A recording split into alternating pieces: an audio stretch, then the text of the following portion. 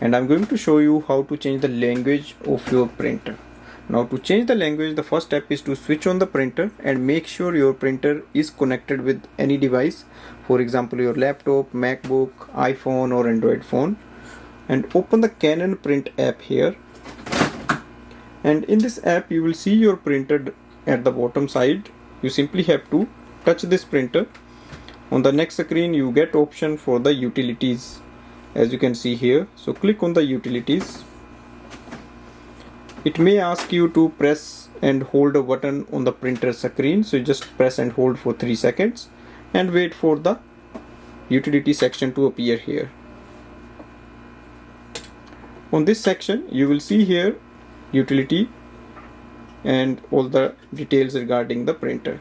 So we have to simply go back to the main menu, and in the menu you will see printer status, utilities, printer settings, and if you go at the last option, that is the language selection. So click on the language selection, and here you get the list of the languages, and you can select the language you want and then click on the OK button.